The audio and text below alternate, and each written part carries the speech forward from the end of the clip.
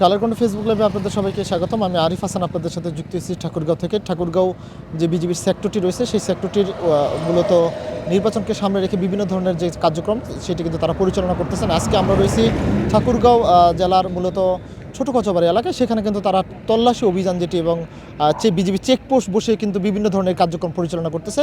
আমরা এই বিষয়টি সরাসরি এই সেক্টরে যিনি দায়িত্বে রয়েছেন তার সাথে আমরা একটু যুক্ত হব। আপনারা জানেন আসন্ন ত্রয়োদশ সংসদ নির্বাচন উপলক্ষে বর্ডার গার্ড বাংলাদেশ নির্বাচনী তফসিল ঘোষণার পর থেকে দায়িত্ব পালন করে যাচ্ছে এবং সম্পূর্ণ প্রস্তুত আছে পরবর্তী দায়িত্ব পালন করার জন্য। আমরা আমাদের এই দায়িত্ব পালনে সরকার এবং নির্বাচন কমিশন কর্তৃক যে সকল দায়িত্ব দিচ্ছে এবং সেই দায়িত্ব মাথায় রেখে আমরা সম্পূর্ণ নিরপেক্ষ, পেশাদার এবং নিষ্ঠার সাথে দায়িত্ব পালন করে যাচ্ছি।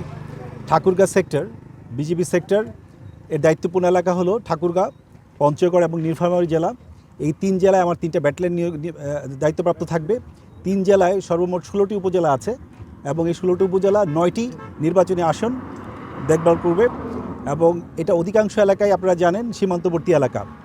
এই সীমান্তবর্তী এলাকায় আবার 48টি বিজিবি প্ল্যাটুন দায়িত্ব পালন করবে এবং এরা স্ট্যাটিক এবং মোবাইল হিসাবে নিরাপত্তা প্রদান করে যাবে। এছাড়াও আমাদের K9 ডগ ইউনিট আছে, তারা দায়িত্ব পালন করবে।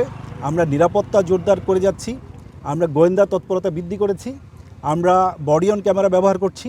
এছাড়াও আমরা ড্রোন দিয়েও আমাদের পর্যবেক্ষণ চলমান রেখেছি এবং আমরা আমাদের দায়িত্ব পালন করে যাচ্ছি।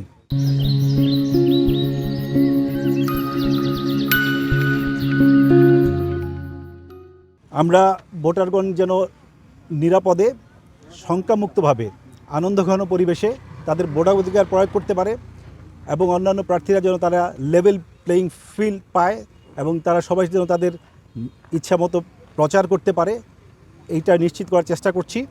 এবং আইনশৃঙ্খলা বাহিনী অন্যান্য যারা আছে তাদের সাথে আমরা সমন্বয় করে আমাদের দায়িত্ব পালন করে যাচ্ছি।